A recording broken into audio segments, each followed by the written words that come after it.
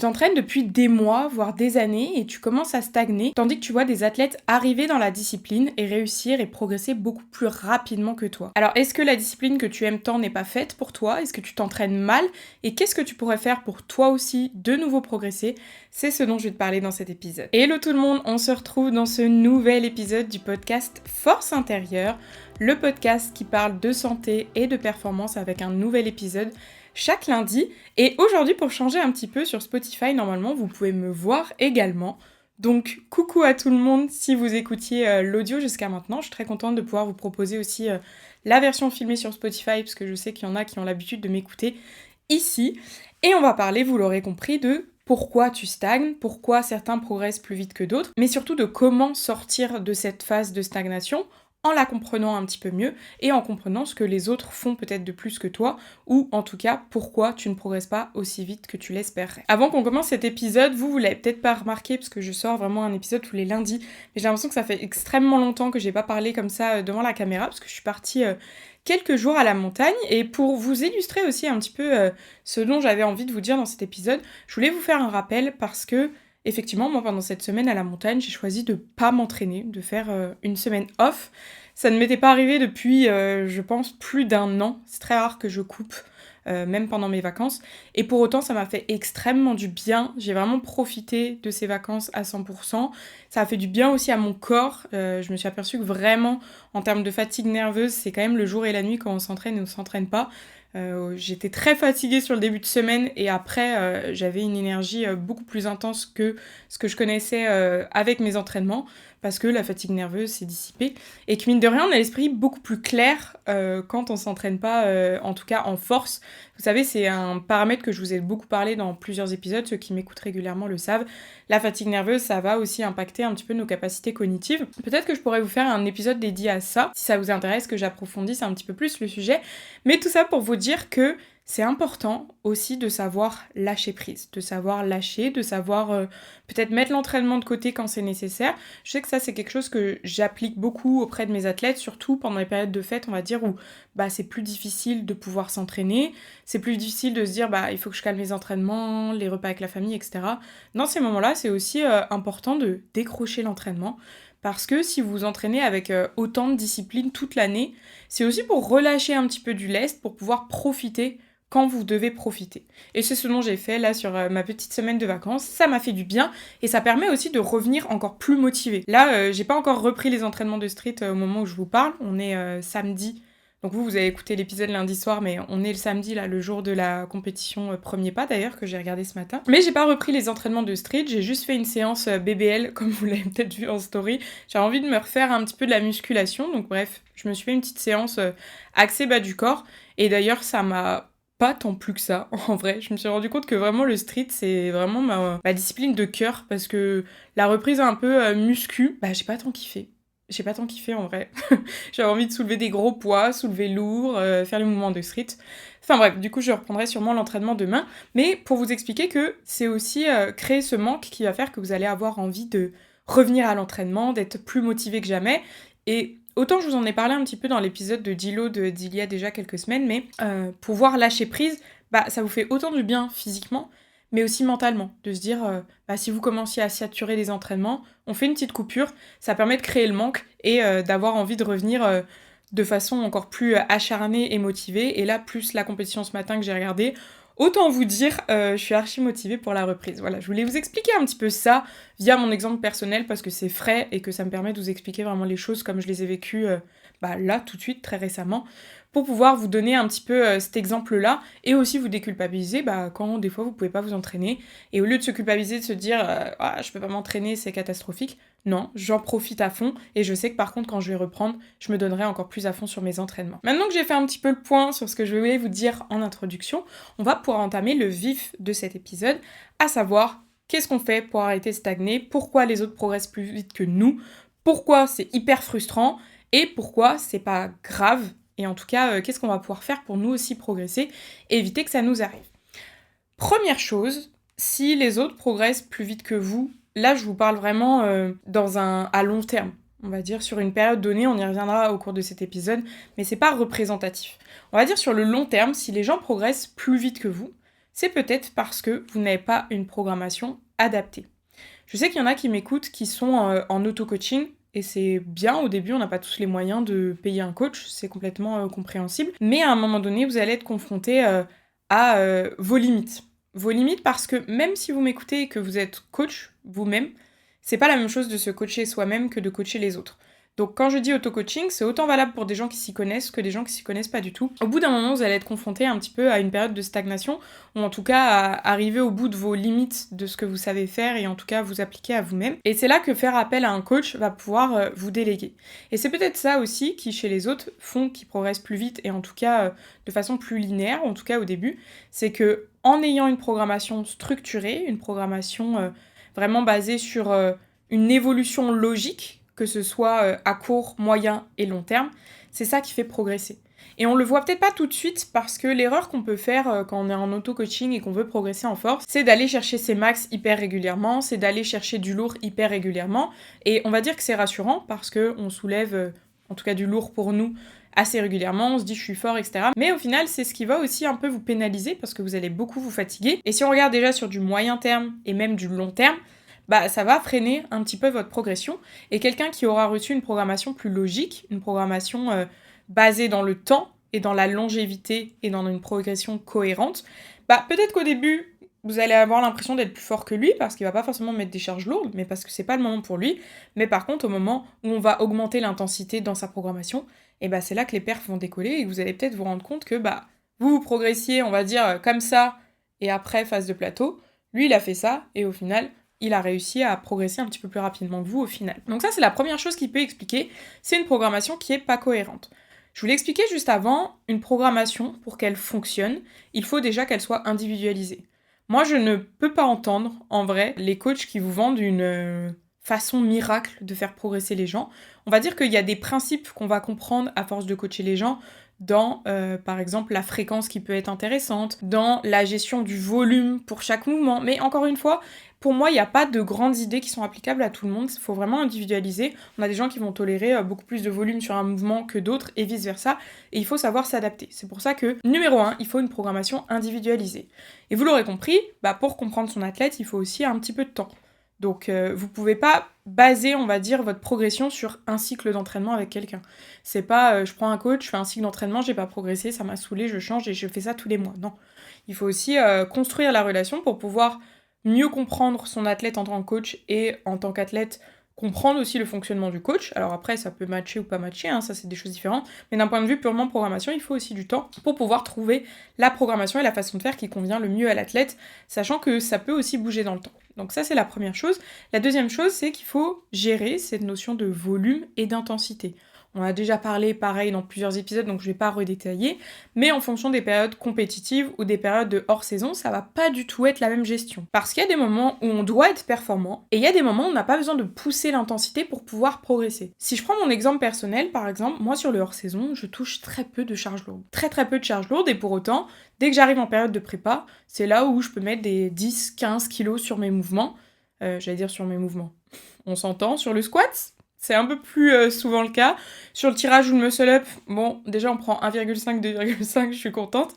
Mais ce que je veux dire par là, c'est que j'ai pas besoin de charger beaucoup en hors-saison pour pouvoir gagner des kilos sur mon total ou sur mes mouvements lorsque j'arrive en compétition. Pourquoi ? Parce qu'en travaillant en sous-maximal, c'est-à-dire on va dire pas en cherchant du RPE 9 ou 10, je crée quand même des adaptations nécessaires, je crée une meilleure coordination de mes unités motrices, je crée une meilleure activation de celle-ci, je renforce ma technique, et pour autant, je viens pas saturer mon système nerveux, donc il peut, on va dire, continuer à performer petit à petit sans pour autant se surcharger et de devoir après baisser fortement l'intensité. C'est pour ça que c'est important de dissocier un petit peu les différentes phases et de vous expliquer que si vous testez aucun max de l'année et vous le faites juste sur le plateau, c'est même très bien. C'est même très bien parce que ça va pas vous fatiguer.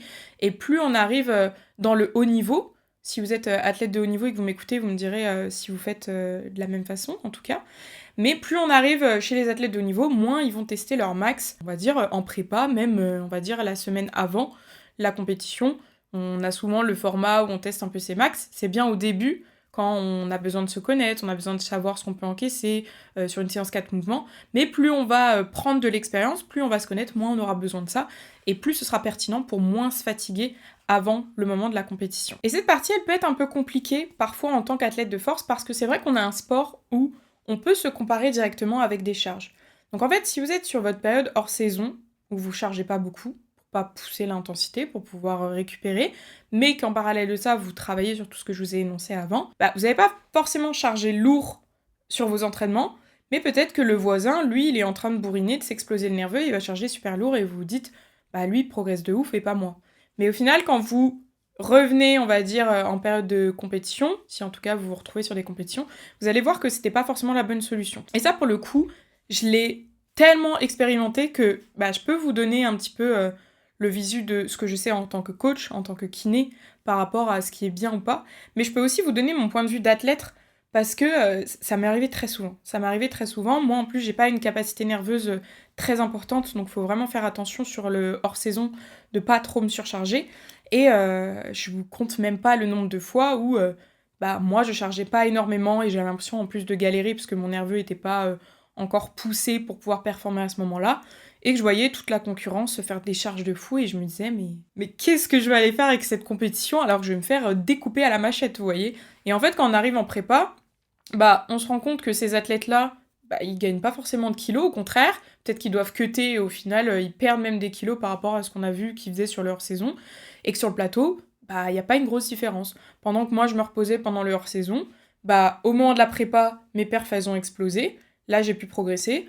Eux se sont plutôt stagnés, on va dire, il n'y a pas eu de pic et de boom au niveau de la prépa, voire des fois même, j'ai vu pas mal de régression, ce qui fait que sur le plateau, j'étais totalement compétitive.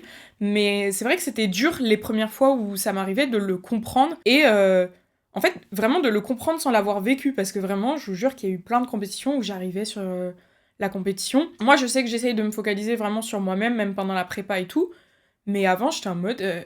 j'y vais pour me faire découper. J'y vais pour me faire découper. Et au final, non, c'est moi qui découpais à la machette, vous voyez.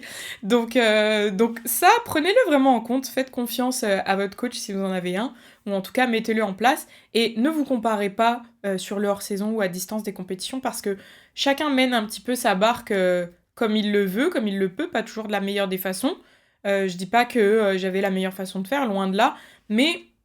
voilà, le résultat se crée en prépa ou sur le plateau, on va dire, avec le bon poids. Parce que c'est ça aussi, ça je l'ai pas expliqué en détail dans cet épisode, mais je vais vous faire une petite parenthèse ici, c'est qu'il y en a beaucoup en hors-saison qui prennent beaucoup de poids par rapport à leur catégorie. Donc quand t'as, on va prendre exemple chez les femmes, parce que les mecs ça peut monter encore plus que ça, mais quand t'as bien 5 kilos en plus chez une femme, c'est beaucoup plus facile d'aller mettre des grosses charges sur les dips et sur les squats. On va dire que sur le tirage, ça peut limiter un peu, et encore que, moi j'ai pas l'impression quand je prends un petit peu de poids que ça impacte énormément le tirage, peut-être un petit peu le muscle-up on va dire, vu que c'est le point où je dois le plus travailler encore. Mais je veux dire, c'est facile de gonfler beaucoup plus son squat, et quand on se retrouve avec un cut de moins 5 kilos, qu'on a sué la veille parce qu'on n'était pas au poids, etc., c'est beaucoup plus difficile de maintenir le même squat. Donc ne vous comparez pas à des perfs de hors-saison où vous ne savez pas quel poids font les athlètes, qu'est-ce que ça veut dire leur performance, et de toute façon ça ne va pas conditionner ce qui va se passer le jour J. Donc en conclusion de cette première partie, s'entraîner dur c'est bien, mais s'entraîner intelligemment c'est mieux. Et quand on fait un sport de force, ça veut pas dire forcer toute l'année, aller chercher des RPE 10 toute l'année, aller à l'échec toute l'année. Au contraire, il faut savoir doser pour pouvoir performer au moment le plus intéressant. Parce qu'en force, quand on fait des compétitions, en vrai, on s'en fout d'être fort l'année, il faut être fort le jour J sur le plateau. On doit être fort à un instant T, et pour être fort à un instant T, il faut que toute l'année, en fait, ait été préparée, on va dire, pour ce moment-là. Le deuxième point, qui est énormément minimisé et qui peut expliquer la différence entre pourquoi les autres progressent et pas toi, c'est la récupération. Je le dirai, je pense, jamais assez, parce que vraiment, je trouve que c'est extrêmement minimisé par rapport aux bénéfices qu'on peut en tirer, mais la récupération, il faut comprendre que c'est le moment où tu progresses. Tu progresses pas quand t'es sous ta barre de squat, tu progresses pas quand t'es en train de faire tes dips, ton tirage, tes muscle-ups, ce que tu veux, tu progresses sur les phases de récupération. c'est là que ton cerveau va apprendre la technique, l'enregistrer, notamment pendant le sommeil. Je vous l'ai expliqué dans l'épisode sur la récupération, l'impact du sommeil profond et paradoxal sur ces apprentissages. Mais c'est aussi à ce moment-là que vos tendons vont se renforcer, vos muscles vont s'adapter, que tout va se coordonner pour que à la prochaine séance, vous soyez plus fort. Donc s'il n'y a pas suffisamment de récupération, il n'y a pas suffisamment d'adaptation et vous n'avez pas suffisamment progressé. C'est tout simple. Et récupération, je vous ai fait un épisode dédié à ça, donc je vous invite à l'écouter si vous ne l'avez pas fait, parce que je donne vraiment des clés dessus. Mais il y a plein de choses que vous pouvez faire, autre que juste bien dormir, même si le sommeil, on va dire, c'est l'élément numéro 1. Il y a plein de choses à mettre en place pour pouvoir améliorer sa récupération. C'est des choses toutes simples, il n'y a pas forcément besoin de faire des choses ultra compliquées, au contraire, mais il faut le faire, et de façon la plus régulière possible. Et j'ai envie de vous dire, ça, c'est presque le plus difficile, je trouve. Parce que aller à l'entraînement et s'entraîner, suivre une prog, quand on aime ça et quand on est discipliné, c'est facile en vrai. C'est facile. Tu prends ta prog, tu déroules, tu fais. La récupération, t'as pas de programmation. Donc c'est à toi de le faire, c'est à toi de l'inclure, on va dire, dans ton hygiène de vie, de la concilier aussi avec ton environnement, avec ton travail, parce que déjà que les entraînements, ça prend du temps, il faut aussi que tu prennes le temps pour la récupération. Et je dirais que c'est plus difficile à mettre en place, et c'est ce qui peut vraiment faire la différence entre toi et les autres en termes de progression. Et c'est vrai que si je vous illustre avec mon exemple personnel, depuis que je traque mes données de sommeil, ma fréquence cardiaque, ma HRV, ça pareil, je vous en ai parlé en détail dans l'épisode de récupération, mais c'est ce qui me permet vraiment de comprendre ce qui fait du bien à mon corps, ce qui permet de mieux récupérer et de pouvoir du coup le répéter, de voir ce qui impacte plus négativement et de pouvoir le minimiser. Je vous en ai parlé un peu en story pour ceux qui ont vu pendant mon séjour au ski. Par exemple, il y a un soir, j'ai mangé de la fondue. C'était extrêmement bon, d'ailleurs. La fondue, et en fait, le fait de manger un repas tard, ça a énormément impacté ma récupération sur la nuit. Et ça, ma bague me l'a dit tout de suite.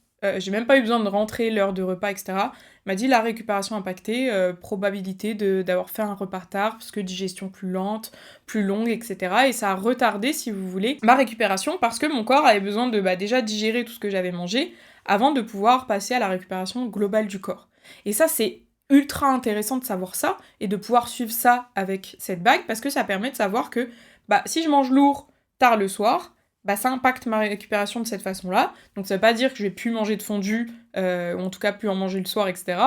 Non, mais ça veut dire que, il faut que je mange un petit peu plus tôt, la majeure partie du temps, pas trop lourd, et je sais que ça va aider à la récupération. Et il y a plein de choses comme ça que j'arrive à savoir grâce à ma bague, et c'est pour ça que je suis extrêmement contente d'avoir cette bague, parce qu'elle me donne énormément de données. Et je vous en parle d'ailleurs rapidement dans cet épisode, parce qu'en ce moment, il y a une énorme promo sur cette bague. Elle est à moins 20% sur le site Ultra Human Ring, je vais vous mettre tous les liens de toute façon en description, et moins 15% sur Amazon, ceux qui préfèrent passer par Amazon parce qu'ils connaissent la plateforme. Je vous mets les codes, les liens en description, donc si ça vous intéresse, allez checker. Mais je pense que je vous en parle régulièrement, mais je suis tellement convaincue de ce produit, il m'a tellement aidée, il m'aide tellement au quotidien à appliquer des choses, et encore, j'ai pas encore tout exploité de ce qu'elle pouvait me donner comme information, que vraiment... Je prends plaisir à vous en parler tellement elle m'aide moi-même. Donc voilà, prenez soin de votre récupération et surtout regardez ce qui fonctionne chez vous en termes de récupération ou non pour pouvoir adapter votre quotidien et prendre en fait des habitudes qui après seront plus des efforts pour vous, mais qui seront tout aussi logiques et disciplinées que quand vous allez à l'entraînement et que vous faites votre entraînement complet. Le troisième point que je voulais aborder, c'est un sujet vraiment que j'avais envie de développer. J'en ai parlé récemment à mes athlètes et ça m'a fait un petit peu réapprofondir le sujet pour pouvoir aussi vous en parler ici. Mais c'est de tolérer l'inconfort et d'apprendre à aller chercher l'inconfort. Et ça, je trouve que quand on fait du streetlifting ou du powerlifting, je pense que l'haltéro c'est la même chose aussi, on devient un petit peu feignasse, en vrai. Parce que ça rejoint un petit peu ce que je vous disais en termes d'intensité. Vu qu'on s'entraîne pas, en tout cas sur nos mouvements de compétition, à une grosse intensité toute l'année, on va plus chercher de proximité à l'échec sur nos mouvements. Je veux dire, sur vos squats, normalement, si votre programmation elle est logique, sur chaque séance squat, vous n'allez pas à l'échec. Ou alors, là, il y a un problème et il faut pas vous étonner de pas progresser. Mais, en tout cas, sur les renfos, ça va être différent et on va revenir.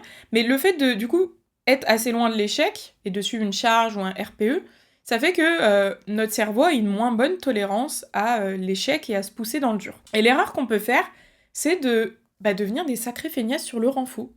Voilà, tout simplement. Et ça, je vous jure, j'ai fait le test un petit peu avec mes athlètes. Alors, si vous m'écoutez, je sais évidemment que vous n'êtes pas des feignasses et j'ai la chance d'accompagner des athlètes ultra motivée, ultra disciplinée, et ça, je suis extrêmement contente parce que, en tant que coach, en vrai, quand on fait un travail avec des athlètes qui nous le rendent de par leur sérieux, c'est génial. En vrai, c'est génial, c'est hyper satisfaisant, ça permet vraiment de pousser les choses loin, et aussi d'être motivant en tant que coach, de se dire, vas-y, je me casse la tête pour cet athlète, mais je sais que derrière, il va faire le taf et qu'on va pouvoir voir ce que ça donne. Donc, je ne dis pas que vous êtes des feignasses, loin de là, mais je leur ai fait faire un test tout simple, c'est-à-dire que, sur leurs exercices de renfo, admettons, ils ont un 3x10 à la presse. En général, le renfo, je le mets RPE 9 voire 10. Ils mettent une certaine charge, je leur ai dit, sur votre dernière série, vous savez ce que vous faites ? Vous mettez la même charge et vous me faites le maximum de reps possible avec cette charge.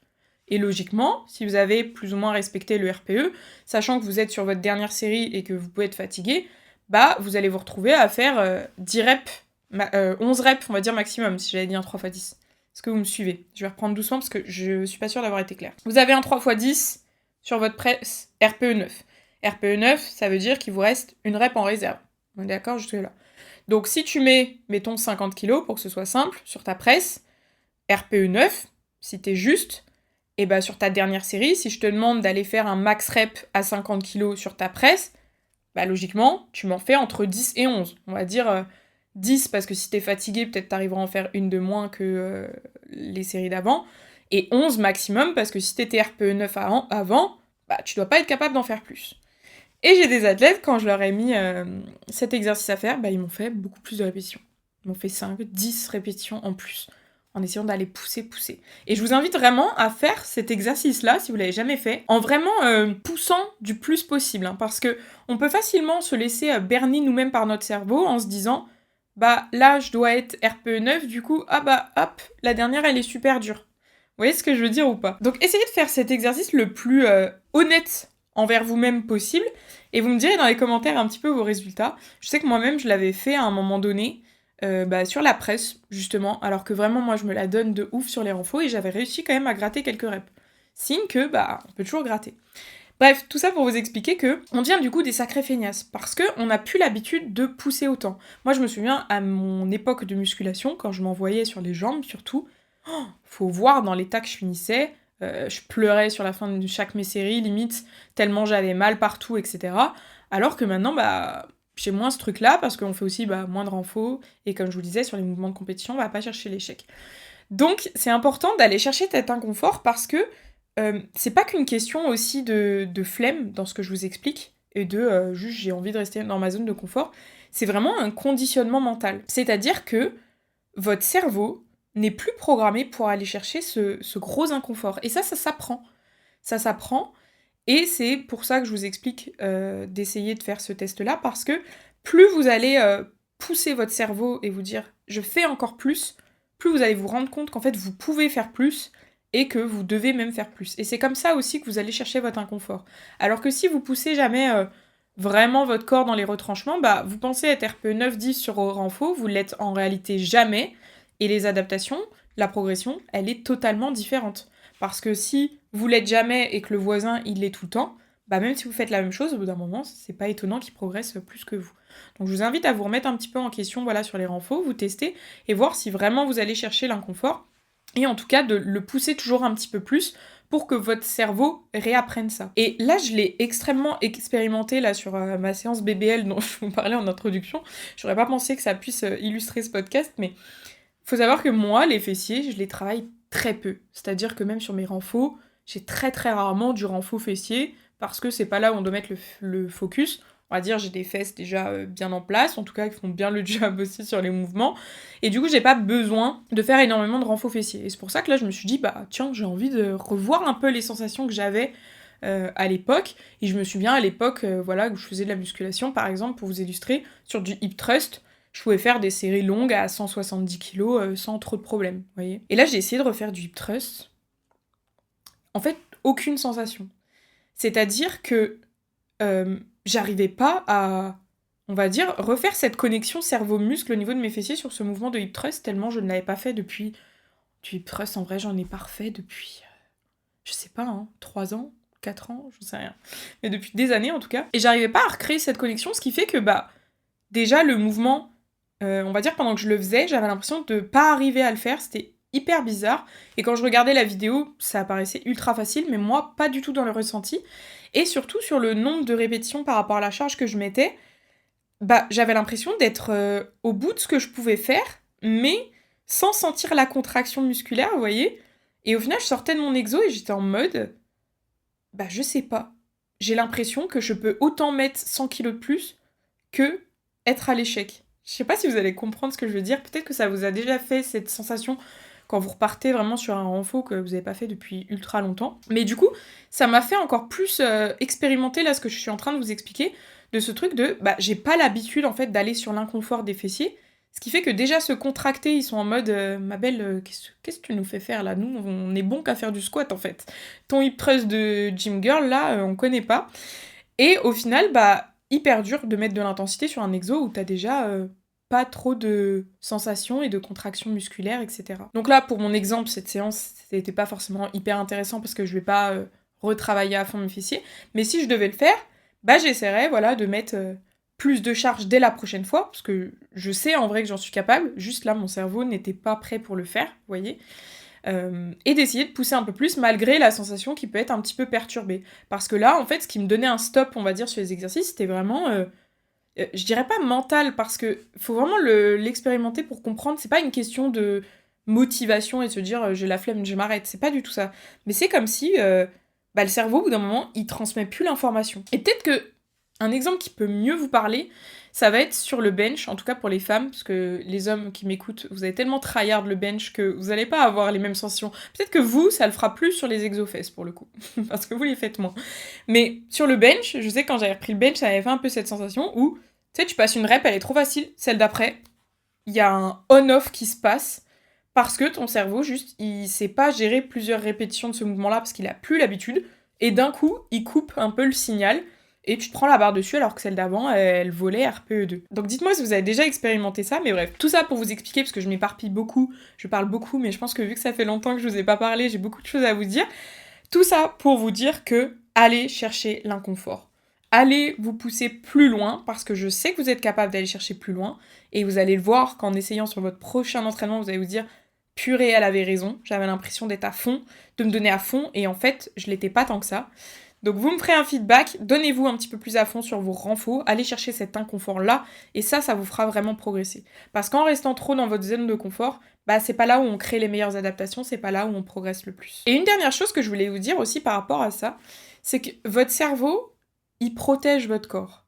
Votre cerveau, si vous voulez, c'est lui qui va vous permettre d'être protégé, on va dire, de l'environnement, et par contre de déployer ce qu'il faut quand vous êtes en danger. C'est pour ça d'ailleurs qu'on dit, que quand vous êtes en situation de danger, d'un coup, vous avez une force un peu surhumaine qui surgit, vous avez des capacités cognitives qui surgissent, etc. Parce que là, votre cerveau, vu que vous êtes en état d'alerte, c'est vraiment l'instinct primaire de survie, il va sortir toutes ses capacités pour vous permettre de vous sortir de cette situation. Donc ce que vous devez comprendre, c'est que votre cerveau, même quand vous vous entraînez et que vous allez au bout du bout, il agit toujours en mode protection, en mode survie, pour pas se blesser, pour se protéger, etc. Et il y a un peu une règle qu'on entend, vous l'avez peut-être déjà entendue, qui dit que quand on croit être au bout de ce qu'on est capable de faire, que ce soit sur votre renfo, que ce soit pour les coureurs par exemple qui courent à fond et qui s'arrêtent et qui disent là je pouvais plus, que ce soit sur un WOD de CrossFit où vous finissez par terre en train de mourir et vous dites de toute façon j'aurais pas pu faire une rep de plus, on dit que vous êtes en réalité qu'à 40% de vos capacités. Comme si le cerveau gardait 60% de protection pour si je sais pas, quand vous étiez en train de courir, là, on vous met un lion derrière, vous allez vous rendre compte que vous pouvez courir encore bien plus longtemps et bien plus vite que ce que vous pourriez faire. Vous voyez ce que je veux dire? Le but, c'est pas de se dire, je vais aller me mettre en danger, c'est pas ça. Mais c'est de comprendre que, quand vous croyez être au bout, dites-vous qu'il y en a toujours encore. Il y en a toujours encore derrière parce que c'est humain. C'est même humain, c'est animal en vrai, parce que les animaux, c'est pareil. Mais c'est cette réaction de protection. Donc, essayez d'aller pousser un petit peu plus cette barrière. Et là, vous allez voir que vous allez débloquer des vraies phases de progression. Troisième point de cet épisode et que j'adore aborder, c'est l'aspect mental et l'aspect blocage mental.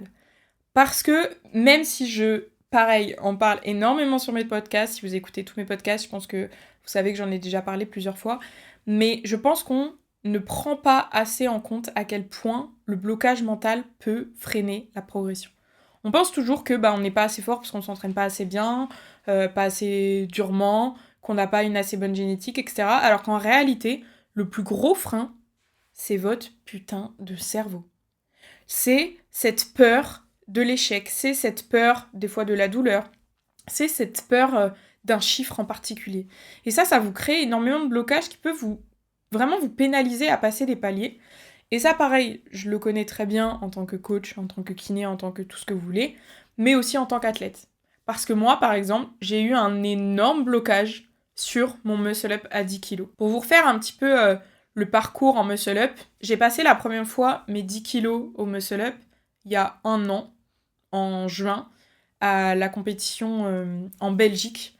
Il était assez facile, en vrai, comme MU. J'étais trop fière, etc. Et à ce moment-là, on m'a mis nos reps pour une histoire de respiration. Je vais pas vous refaire le chemin, c'était assez discutable, mais en tout cas, le fait est que j'étais ultra fière d'avoir concrétisé ça aussi facilement. Je me suis pris un no rep et je pense que ça a été le début du blocage. En mode, les 10, ils veulent pas. Ils veulent pas en compétition, ils veulent pas. Je sais pas. Et j'ai eu énormément de mal, à tel point que même la plaque verte, on va dire, en fait, c'était vraiment cette peur du poids. La plaque verte me faisait peur, le chiffre 10 me faisait peur, et là, j'ai repassé les 10 kilos récemment, donc 1 an après, alors que je les avais jamais refaits depuis 1 an, et j'espère m'être sortie un petit peu de ce blocage, et je pense que de l'avoir repassé, en vrai, mentalement, ça a été hyper bénéfique, et je pense que ça a vraiment me débloqué des paliers pour la suite, parce que je sais que par rapport au travail que j'ai fait, technique, de réhab, les muscle-up, vraiment, je me donne beaucoup. On peut pas dire que je vais pas chercher l'inconfort sur les muscle-up, mais je me donne énormément pour pouvoir progresser. Je sais que j'ai progressé et que je devrais être capable de soulever beaucoup plus que 10 kilos. Mais j'avais besoin de ce palier pour pouvoir, voilà, débunker ce blocage mental. Et c'est pour ça que je vous parle de blocage mental, parce que je sais que certains d'entre vous, c'est la même chose. Et il y a des paliers comme ça qui sont un petit peu, j'allais dire, communs à tout le monde, ou en tout cas à plusieurs athlètes. Comme les 100 kilos au squat, par exemple. On voit beaucoup d'athlètes qui bloquent sur le passage des 3 chiffres parce que c'est impressionnant, parce que ça représente beaucoup, parce que voilà, on charge plus la barre. Et il y a des paliers comme ça qui peuvent être un petit peu flippants, et c'est normal. Et il faut pouvoir dépasser ces paliers-là parce que ça peut vous bloquer longtemps. Comme moi, ça m'a bloqué. Parce qu'au début, j'avais des difficultés pour passer 10 kilos à cause de soucis de santé, au niveau de mes avant-bras, au niveau de mes coudes, au niveau de ma dyspraxie, au niveau de plein de choses dont je vous ai déjà parlé. Mais aujourd'hui, ça ne peut plus être le cas, parce que j'ai énormément travaillé dessus. Donc le blocage, il était juste ici, en vrai de vrai. Et ça peut vous pénaliser longtemps, parce que vous voyez, j'ai mis 1 an avant de repasser, donc c'est chiant de perdre autant de temps sur des blocages. Donc, faites-moi plaisir, vous travaillez dessus. Pour vous donner quelques pistes déjà dans cet épisode pour travailler un petit peu sur les blocages, visualisation à fond. Vous visualisez avec le poids, avec la couleur. Combien de fois je me suis visualisée avec le poids vert, tac, tac. Je le mettais même juste le fait de me positionner avec pour ancrer un petit peu ces étapes-là. Donc visualisez à fond. Essayez de vous détacher du chiffre. J'en ai beaucoup parlé dans un épisode dernièrement. De plus voir le chiffre comme un chiffre, mais comme juste une progression logique qu'on rajoute dans votre prog. Je sais pas, comme quand... Je sais pas, vous lisez votre prog, vous voyez, vous avez des squats, des dips et je sais pas, des tractions par exemple. Bah vous faites vos squats, vos dips, vos tractions sans vous poser la question de qu'est-ce que c'est. Les chiffres, voyez-les pareil. C'est des choses qui sont mises comme ça dans votre prog, on conscientise pas, juste on fait. Ça peut vous aider. Après, si vous voulez approfondir, faire de la prépa mentale, ça peut énormément vous aider. Vous confronter à la charge, comme je disais, vous suspendre, etc. Et ça, je le fais de plus en plus avec mes athlètes. Juste les fait se mettre avec la charge et juste s'habituer un petit peu au poids que ça fait, s'habituer à mettre... en fait, c'est des trucs tout bêtes, mais s'habituer à mettre, tac, ton poids dans ta ceinture avec ce poids que tu visualises. Après, tu le fais tellement de fois, même si t'as pas fait la rep avec, tu vois, tu l'as fait tellement de fois que ton cerveau, il a imprimé que c'était logique de charger cette charge-là, vous voyez. C'est plein de petites choses qui peuvent vous aider, en fait, à débloquer un petit peu ces paliers-là. Et je vous disais, du coup, faites-vous accompagner mentalement, parce que là, je vous donne des tips en tant qu'athlète et en tant que coach.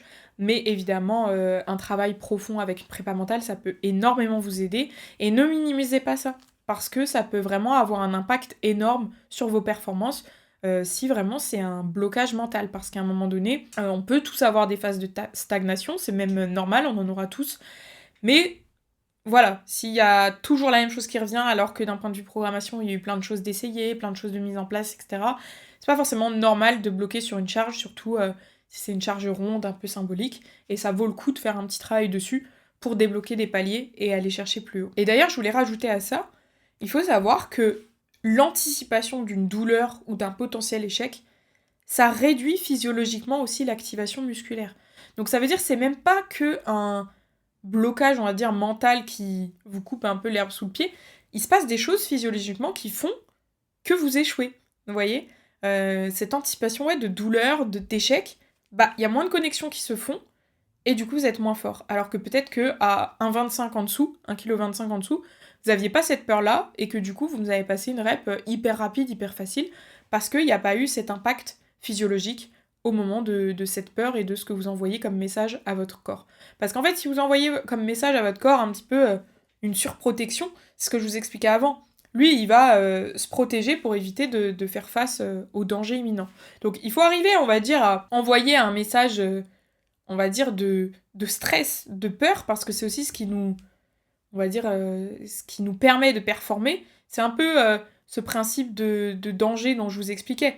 Lui inculquer un petit message de danger, c'est ce qui va vous permettre de déployer la force.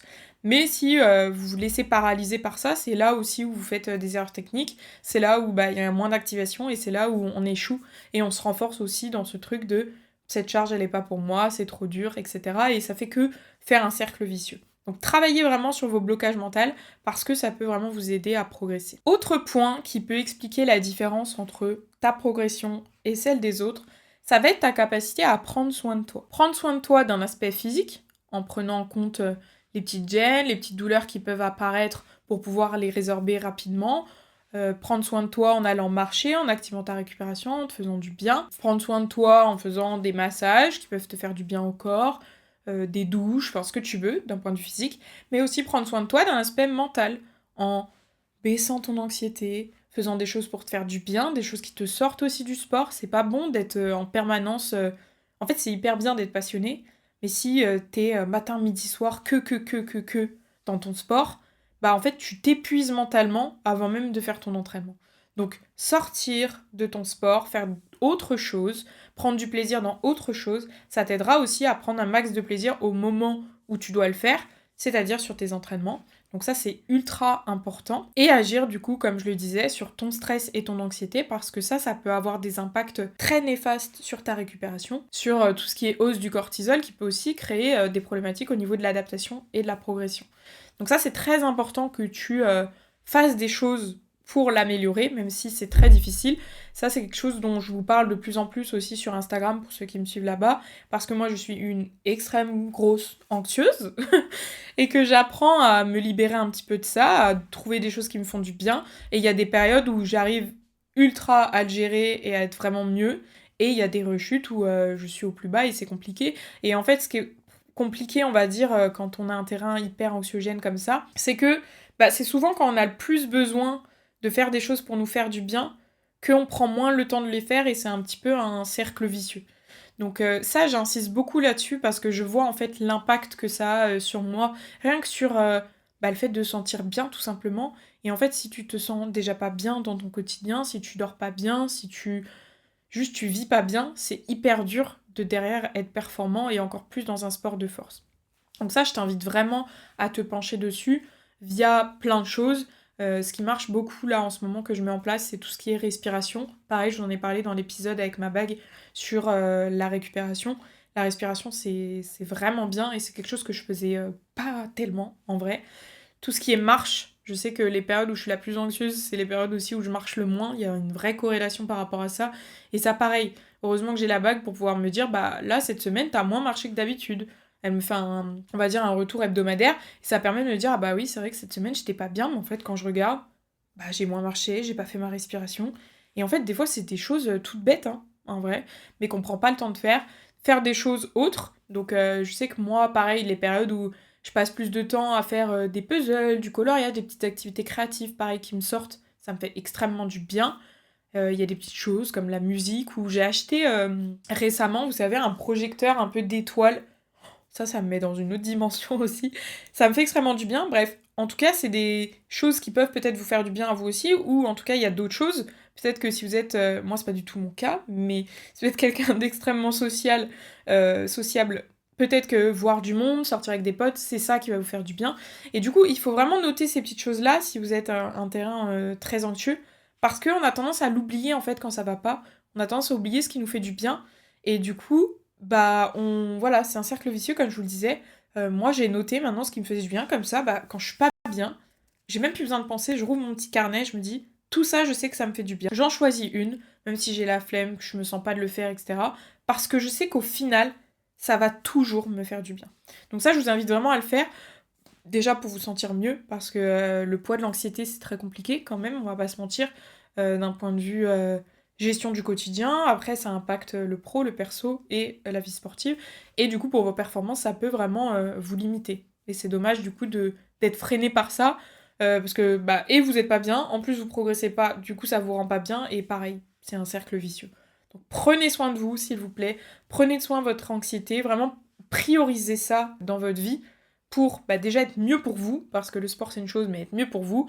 Et pour aussi pouvoir du coup être plus épanoui dans tout ce que vous allez faire et relancer un petit peu vos progressions. Et d'ailleurs, que ce soit dans l'aspect professionnel, sportif ou perso. J'allais dire 4e, 5e point. En vrai, je sais plus où on en est. Donc pareil, vous me le direz dans les commentaires. Mais point suivant, la constance. La constance, ça, pareil, c'est pour moi un des piliers qui fait que vous allez progresser au long terme. La constance bat la génétique. Je vous avais expliqué ça dans un épisode. Pour moi, la constance bat la génétique. Pourquoi ? Parce que c'est répéter, c'est continuer, continuer. Quand ça va pas, quand on régresse, quand on stagne, c'est ça qui va faire la vraie différence. Des fois, les adaptations, elles prennent du temps. Elles prennent plus de temps pour des personnes que d'autres. Il faut, pour certains, faire face à des douleurs, à des moments de vie aussi qui font qu'on peut être moins performant. Et c'est dans ces moments de difficulté-là que vous faites la différence.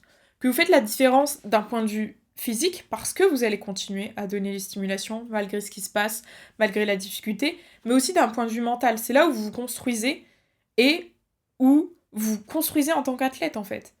De se dire, même si c'est dur, j'abandonne pas, je continue. Je continue avec la même intensité, même si ça fait 1 an que je progresse pas. Et comme je vous l'expliquais, c'est ce qui s'est passé pour moi par exemple sur le muscle up. Et je vous dis pas que c'est facile, hein. C'est super dur quand on met énormément d'efforts, que ce soit d'un point de vue entraînement, d'un point de vue compréhension, d'un point de vue gestion du quotidien, d'un point de vue réhab. Je m'envoie à des séances de réhab depuis... franchement, je sais plus combien de temps ça fait que j'ai demandé à mon pote de me gérer ma réhab, parce que pareil, moi-même, pas me demander de me gérer, mais ça fait bien 1 an et demi, voire 2 ans, j'ai envie de dire. Et je m'envoie des séances de réhab, mes séances, elles durent 3 heures et plus. Je suis épuisée, j'ai des trucs à faire. La réhab, en vrai, c'est chiant. Il y a des exos, c'est chiant. Mais je le fais parce que je crois profondément à ce truc-là de la constance bat la génétique. Et je sais, au fond de moi, que je ne peux pas arrêter tant que j'ai pas atteint mes objectifs. Et je n'ai même pas envie d'arrêter. Et c'est dans ces moments difficiles que, voilà, tu te construis en tant qu'athlète, parce que c'est dur, parce que pendant cette année, je vous dis, sur l'exemple des muscle-up, j'en ai essuyé des larmes, hein. Franchement, sur les muscle-up, je pense que c'est le moment où j'ai le plus pleuré. Il y a des fois, tout va bien. Le lendemain, tu passes plus à un MU.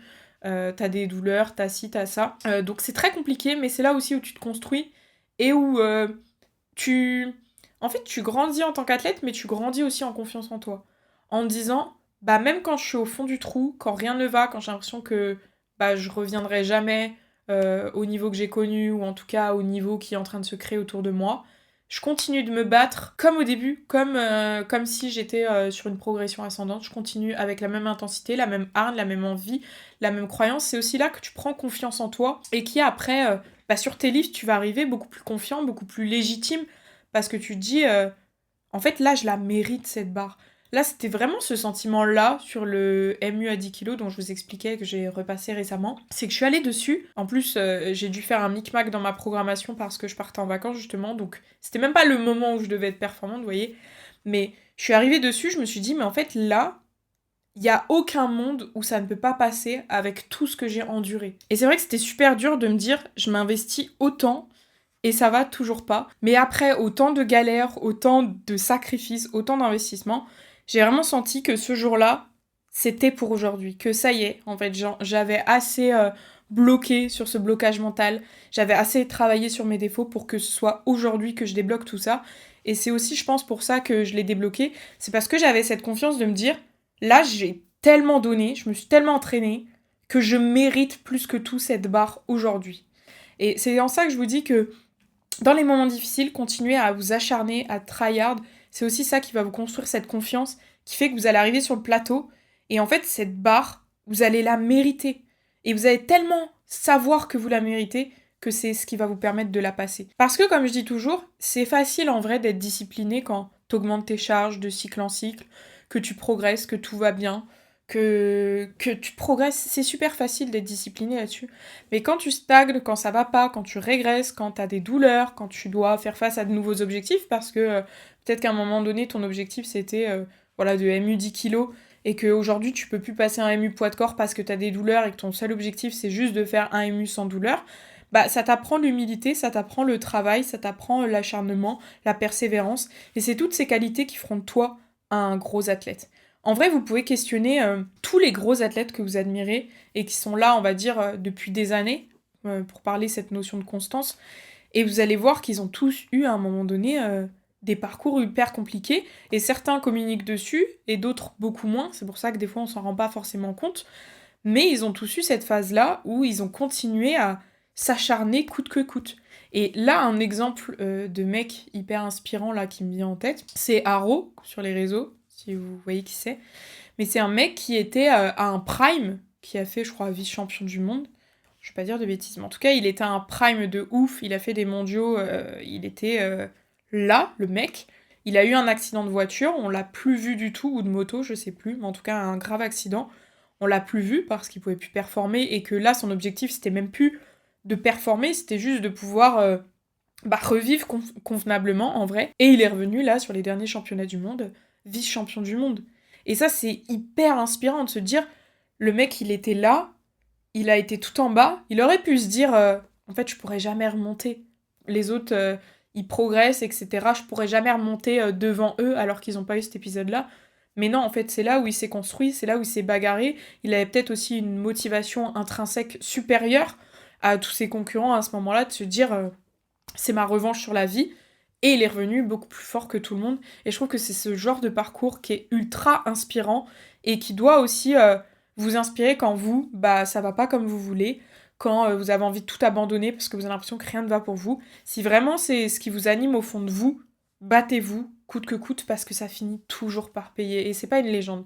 Des fois, ça prend du temps, mais ça finit toujours par payer. Et c'est ça qui fera la différence avec les autres, parce que être fort, en vrai, c'est pas difficile, c'est être fort dans la durée qui est difficile. Et combien d'athlètes on a vu pop comme ça, faire des perfs de zinzin, et disparaître quasiment du jour au lendemain comme ils sont revenus, parce que c'est des athlètes peut-être qui n'ont pas su encaisser le fait de ne plus progresser autant, d'avoir une période de stagnation, de régression. Donc il peut y avoir aussi plein de choses annexes, des contextes de vie. Je dis pas que c'est que des gens faibles d'esprit, c'est pas du tout ce que je veux dire, mais il y en a aussi beaucoup, c'est ça, ils ont pas su faire face à cette stagnation, cette régression, ils sont pas faits pour ça, ils ont peut-être pas aussi cette petite flamme autant que vous, au fond d'eux, qui leur donne envie de continuer de se battre. Et c'est pour ça que je vous dis que si vous êtes constant, même si vous progressez super doucement, et à un moment donné, vous allez finir par dépasser ces gens-là parce que vous serez resté régulier, acharné, et vous aurez aussi grandi dans vos performances, mais grandi dans votre mindset d'athlète. Avant que je reprenne avec la suite, n'oubliez pas de liker cet épisode et de me laisser un petit commentaire s'il vous plaît, si je vous ai donné plein de tips pour me donner de la force. C'est vrai que je m'investis beaucoup dans les podcasts et c'est difficile des fois de ne pas avoir autant de retours qu'on espérait. Je pense que ces podcasts peuvent vraiment avoir une portée et aider beaucoup de gens. Donc si vous pouvez m'aider à avoir un peu plus de visibilité en faisant des actions toutes simples, je vous en serais ultra reconnaissant. Et on passe à la suite. J'aimerais quand même aborder dans cet épisode l'aspect génétique et morphologique. Et c'est vrai que moi, en tant qu'athlète, c'est pas ce que j'ai envie de mettre le plus en avant. Pourquoi ? Parce que je considère que ça sert à rien de se focaliser sur des choses dont on n'a pas de levier. À quoi ça va te servir de te dire « Oui, mais moi, mon physique, il est comme ça, donc je peux pas faire ça. Oui, mais lui, il a fait ça, donc c'est normal qu'il soit comme ça. » Ok, et donc ? Parce que tu vas pas pouvoir changer comment t'es, tu vas pas pouvoir changer ton passé sportif, et tu vas pas pouvoir, en plus, influer ceux des autres.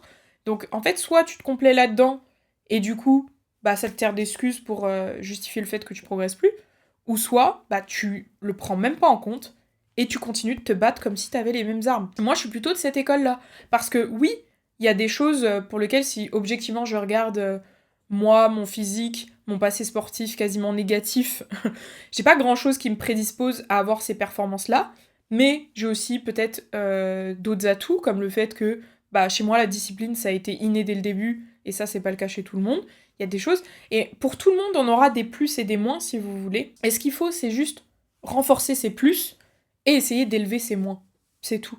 Se concentrer sur j'ai des petits bras, j'ai des petits. Il y en a, ils prennent plus de temps et d'énergie à analyser pourquoi l'autre y arrive mieux que eux, plutôt qu'à essayer de faire les efforts. À un moment donné, si tu veux progresser, juste acharne-toi. Et comme je vous disais, pour moi, la constance bat la génétique. C'est pas parce que t'as des prédispositions génétiques que t'es immunisé. On a plein d'exemples d'athlètes qui sur le papier ont le physique parfait, le passé génétique parfait pour pouvoir performer, et qui par contre ont un mental de chips qui fait que à la moindre difficulté, ils disparaissent parce qu'ils savent pas encaisser. Donc à toi de voir aussi de quelle école tu veux être, mais oui, la génétique, il y a des choses qui favorisent, il y a des choses qui défavorisent, il y a des corps qui ont une haute répondance, on va dire, à l'exercice, à l'adaptation, qui vont s'adapter beaucoup plus vite que d'autres. Il y en a d'autres pour qui ça va être beaucoup plus long, beaucoup plus complexe, mais à toi de voir en fait. Parce que si tu te complais là-dedans, évidemment, ça sert à rien de se battre, etc. Donc la génétique, oui, elle existe, la morphologie, oui, elle existe, elle peut expliquer des différences, elle explique par exemple dans notre discipline pourquoi il y a des nanas par exemple qui pop, qui arrivent à faire des muscle-up de ouf, parce qu'elles ont un passé de gymnastique, parce qu'elles ont une mobilité d'épaule de fou. Ça peut être très frustrant, surtout quand on galère, mais à un moment donné, elles ont ces avantages-là, mais elles ont peut-être d'autres désavantages sur les autres mouvements. Elles ont peut-être pas le même mental que toi, pas la même constance, pas la même discipline, ce qui fait que même si elles arrivent très fortes au début et que tu te dis purée, moi j'ai galéré autant de temps. Moi franchement sur le MU, je vous en parle beaucoup, mais parce que voilà, c'est un petit peu le point qui m'a donné le plus de fil à retordre et qui peut du coup vous parler par rapport à des mouvements où vous galérez, mais le muscle-up, moi je l'ai eu au départ en 2 mois, et après j'ai galéré de fou. Alors que maintenant je vois des athlètes qui font le même muscle-up que je fais en très peu de temps, vous voyez, parce que ils ont des avantages, et je pourrais me dire, vas-y, flemme en vrai, flemme de me donner autant, de faire tout un pataquès parce que j'ai MU 10 kilos, que c'est une dinguerie, alors que j'en vois qui font ça en 2 semaines. Mais non, je préfère me dire, ok, j'avance peut-être plus lentement, mais je sais aussi qu'il y a des athlètes qui avancent encore plus lentement, et pour qui ce serait, on va dire, un affront de dire que je suis pas fière de MU 10 kilos. Enfin, à un moment donné, tu te reposes dans la société, même en général, dans la vie en général, faire un muscle-up, c'est une dinguerie, déjà, rien que ça. Donc, il faut juste se concentrer sur ses plus à soi, sur ses moins qu'on peut améliorer ou pas, ou en tout cas, de toute façon, mettre son focus sur ce qu'on peut améliorer. Parce que de toute façon, j'ai pas fait de gymnastique petite, j'ai pas une mobilité d'épaule de fou, donc ça, j'ai quand même un levier de pouvoir le travailler, et je le fais, et je tryhard. Le fait que j'ai pas fait de gym plus petite, je vais pas remonter dans le temps faire de la gym. Le fait que j'ai pas une bonne conscience corporelle, ça c'est des troubles que j'ai, je peux rien y faire, si ce n'est que essayer de répéter, d'apprendre, d'ancrer des nouveaux schémas moteurs, même si ça c'est extrêmement difficile. Mais je peux que tryhard ces points-là pour pouvoir m'améliorer, et je pourrais pas refaire tout le schmilblick de oui, mais elle a ci, elle a ça. Tant mieux pour elle, très contente pour elle. Moi, peut-être que j'ai eu plus de facilité par exemple sur le squat, tant mieux pour moi. Bravo pour moi, j'ai eu plus de facilité sur tout ce que je disais, l'aspect mental et discipline, tant mieux pour moi. Chacun ses atouts, chacun ses points faibles, et on se concentre sur ce qu'on peut modifier et avoir comme levier, plutôt que se complaire dans se dire ça me sert d'excuse pour justifier le fait que je progresse pas. Non, on n'est pas de cette école-là ici. Dans cet épisode, j'aborderai pas non plus tout ce qui est aspect de dopage, parce que ça, c'est extrêmement difficile de savoir en vrai. J'avoue que moi, je suis extrêmement naïve sur le sujet. Ma coach me le répète tout le temps. Mais en fait, pour moi, c'est tellement un peu aux antipodes des valeurs du sport et de ce que je vous explique dans tous ces épisodes de constance, d'acharnement, de... En fait, pour moi, le sport, c'est ça. C'est ce qui te fait briller, et ce qui te fait, toi, te sentir meilleur, c'est le fait de te battre avec tes armes que t'as, avec les points faibles que t'as, mais de continuer. Et tout ce qui est dopage, etc., pour moi, c'est tellement aux antipodes de ces valeurs-là que j'ai du mal à concevoir que ça existe, même si, je me doute que dans le streetlifting, ça doit exister, sachant que les contrôles sont encore minimes. Mais dans tous les cas, je vous invite à pas vous focaliser là-dessus. Parce que peut-être qu'à un moment donné, oui, vous allez vous faire battre par quelqu'un de dopé, de chargé, de ce que vous voulez. Mais on n'a pas de levier dessus, c'est comme la génétique, vous n'allez pas avoir un levier. Alors si vous voulez vous envoyer des gigapiqûres, ça vous regarde que vous. Mais je trouve ça hyper dommage en termes de valeur et en termes de santé, d'arriver à là, pourquoi? Pour gagner en plus une paire de chaussettes sur voilà, les compétitions de streetlifting, c'est compliqué.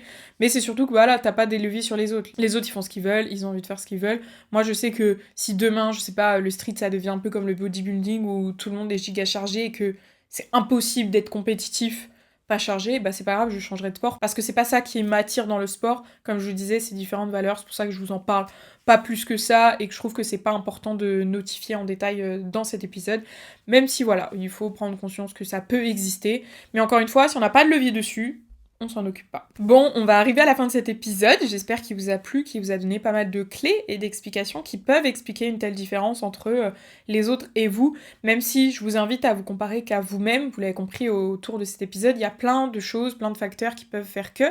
L'idée de cet épisode, c'est plutôt de vous montrer qu'est-ce que vous allez pouvoir améliorer, qu'est-ce qui pourrait pêcher chez vous, dans votre façon de faire, dans votre façon de penser, dans vos entraînements, pour pouvoir progresser davantage.